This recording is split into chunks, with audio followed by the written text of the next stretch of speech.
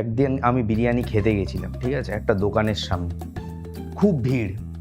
আমি গিয়ে দেখছি আসলে ভিড়টা ছিল দোকানদারকে পেটাচ্ছিল ওরা। প্রথমে তো আমি দূর থেকে ভেবেছি প্যাটিস বিক্রি করছিল, তারপরে গিয়ে দেখলাম যে না না, ও বিরিয়ানিই বিক্রি করছিল।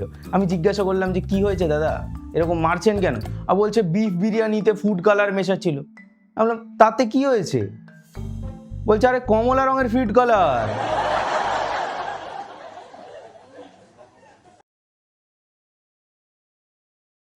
হাই, রিসেন্টলি না আমি নেশামুক্তি কেন্দ্রে ভর্তি হয়েছি।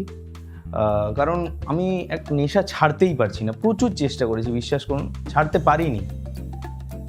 বিরিয়ানির নেশা ভাই, বিরিয়ানি আলাদাই আলাদাই একটা জিনিস। আজকে কথা বলবো আমি বিরিয়ানি নিয়ে, কারণ থেরাপি ইজ এক্সপেন্সিভ।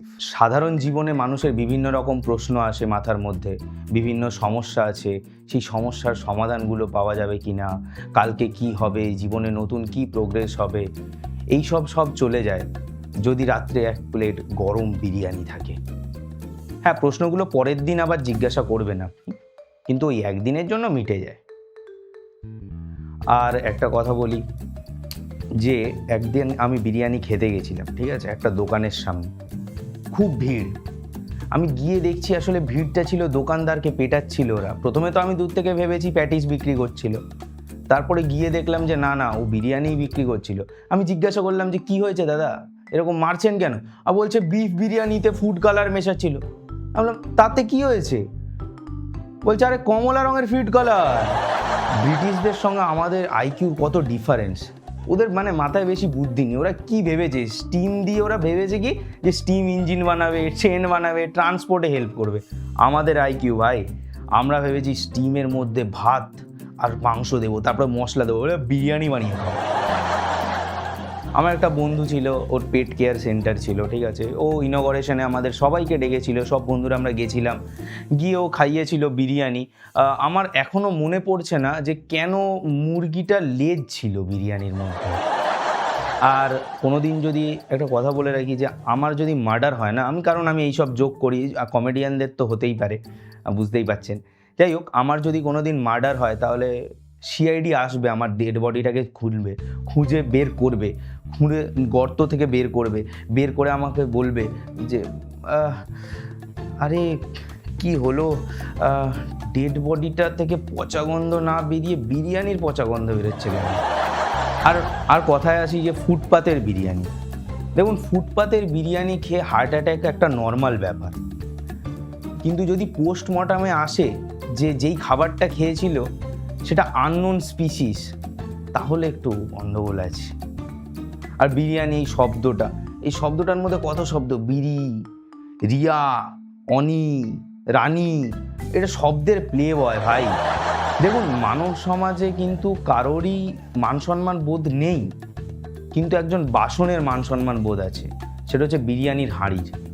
ও জানে যে সমাজে চলতে গেলে কখনো ল্যাংটো হয়ে থাকা যায় না, তাই জন্য ও বেচারা লাল সায়া পরে থাকে। রিসেন্টলি আমার অ্যানিভার্সারি গেছে, আর এই লাস্ট অ্যানিভার্সারিতে আমার গার্লফ্রেন্ড আমাকে বলেছে যে প্রত্যেকবারের মতো বিরিয়ানি খাওয়ালে চলবে না, এবার একটা সারপ্রাইজ দিতে হবে।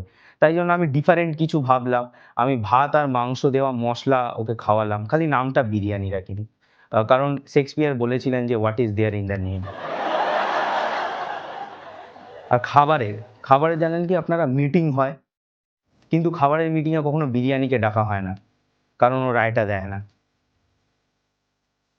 আর বিরিয়ানির এই যে ইন্ডাস্ট্রি, মানে টাটা ইন্ডাস্ট্রি বাংলা থেকে চলে গেছে, কিন্তু বিরিয়ানি ইন্ডাস্ট্রি গ্রো করেছে। আর এই ইন্ডাস্ট্রি যে গ্রো করেছে, তার কত ব্যাপার স্যাপার হয়েছে। যেরকম প্রথমে যখন বিরিয়ানি ছিল না, প্রথমে যখন বিরিয়ানি আবিষ্কার হয়, ওটা উটের হয়েছিল, তারপরে গরুর হয়েছিল, তারপরে মুরগির হয়েছিল। আর রিসেন্টলি আমি কলকাতায় দেখেছি যে কাক খুব কমে গেছে। আপনারা জানেন, বুম্বাদা বিরিয়ানি বানায়। খালি একটাই জিনিস, যে বিরিয়ানি বানানোর সময় উনি একটা গান করে করে বিরিয়ানি বানায়, দে কেওড়া। অদ্ভুত। আর বিরিয়ানিতে বিভিন্ন জিনিস আছে। যে আমার যে ডায়েট আছে না, আমার ডায়েটে খুব বিশ্বাস করি আমি। আর আমার ডায়েট আছে sea food diet, whenever I see biryani I eat. Bermuda ট্রায়াঙ্গেলের ব্যাপারে আপনারা শুনেছেন? বারমুডা ট্রায়াঙ্গেল সব কিছুকে নিজের মধ্যে টানে। আমার জন্য বারমুডা ট্রায়াঙ্গেল হচ্ছে প্লেটের এক পাশে একটা লেগ পিস, এক পাশে একটা দারুণ বেক হওয়া আলু, আরেক পাশে বিরিয়ানির চাল। এটাই ভাই আমাকে নিজের দিকে টানে। আর রিসেন্টলি খুব তর্ক বিতর্ক হয় কলকাতা বিরিয়ানি, হায়দ্রাবাদ বিরিয়ানি, কলকাতা বিরিয়ানিতে আলু নিয়ে। এইসব ভাই কোনো না কোনোভাবে সংবিধানে ঢুকে যাবে খুব তাড়াতাড়ি, আমার সেটাই মনে হয়। আর এই হায়দ্রাবাদি বিরিয়ানি বিশাল তর্ক করে ভাই, হায়দ্রাবাদি বিরিয়ানি বেটার, প্রচুর লোকে বলে, ঠিক আছে। হায়দ্রাবাদি বিরিয়ানির মধ্যে মশলা এত বেশি থাকে ভাই, পাগল করে দেওয়া। হায়দ্রাবাদি বিরিয়ানি আর বিষের মধ্যে ডিফারেন্স একটাই, বিষ আপনাকে পরের দিন মারবে না। আর এই হায়দ্রাবাদি বিরিয়ানির মধ্যে এত মশলা থাকে যে পরের দিন সকালে টয়লেটে গেলে বোঝা যায় যে নরকের আগুন কিন্তু নিচের থেকেই লেগেছে। আর আমার একটা বন্ধু জব পেয়েছে রিসেন্টলি, আমাদের সবাইকে ট্রিট দিয়েছে সে। আমরা সবাই গেছি রেস্টুরেন্টে, খেয়েছি। আরে বিরিয়ানির দোকানদাররাও অদ্ভুত ভাই, আমাদের সবাইকে হাড়ওয়ালা পিস দিয়েছে। জিজ্ঞাসা করতে বলছে, আরে দাদা ফরেন্সিকে জব পেয়েছেন? আর বন্ধুরা এত হারামি।